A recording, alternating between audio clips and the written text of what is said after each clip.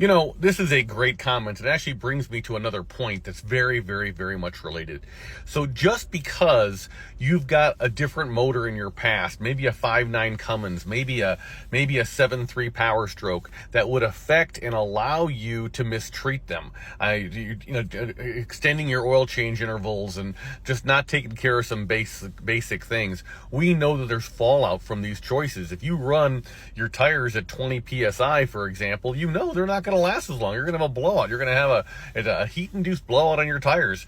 You go longer between oil changes, your bearings are not going to last as long. Now if you say, hey, look, my OEM manual says change the oil every 5,000 miles, so I'm changing every 5,000 miles, but you know that your road trips are 100% highway miles, then you could probably go ahead and push that back because you understand how the world works. Maybe you want to go to a 7,500 mile oil change. That's fine.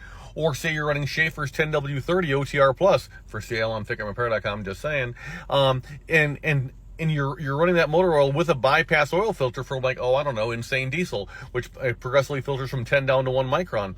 If you know these things, you can say, okay, yes, logically I can get by with a longer oil change interval. Yes. Or you say, hey, I don't know enough to have that answer, but I did send my oil off to a lab like a Blackstone or somebody, and they tell me that I'm good for 15, 20, 25,000 miles between oil changes.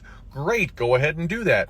But if you know that burning out a starter happens when you're just cranking and cranking and cranking, you don't give this thing an opportunity to take a break for even a second, just to cool off.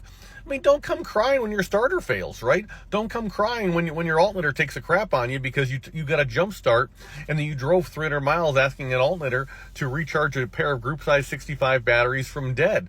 This is where it's at. So maintenance is key, 100%. Great comment, thank you. But also what I hope you guys are getting from this channel is an awareness of the rest of the story. Why do you run a dual steering stabilizer? Because you're running 35s or bigger, and it's hard on the front end components. And so your ball joints are going to last longer, your tie rods are going to last longer. Why? Because you're not shaking the living tar out of them. So all these things are related. That's my point. And so just understanding how the world works, understanding the reason why, will help you save money and have your stuff last longer. So you're not having to buy that new truck well before it's time. There's no reason why, if you've got any of these diesels, if you're having to do something serious before I'll call it 400,000 miles, something's wrong. You're doing it wrong. And the question is why. It's not that the OEM has a bad product. It's that you're not paying attention to how the world works, and maybe a little bit more information would be good for you. It's not that you're stupid. It's just that you just don't know. And, we're all stupid about something. It doesn't make us stupid. It just makes us ignorant.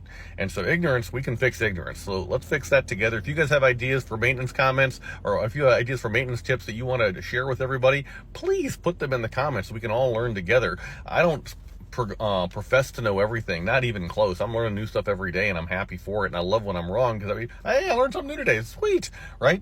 And so we do things the way we do them because it's the best way we know how. It's got nothing to do with how we did them yesterday. So I hope this helps somebody. Recognize we're all in this together. We really are. FICMRepair.com. Whatever parts you do need, we got you. Haven't been beat on price in 15 years. If you haven't liked, subscribed, reposted our content, why are you doing that? Please go ahead and give us a like, give us a follow, and let's help the next guy. All right? FICMRepair.com. We are all in this together. Thank you.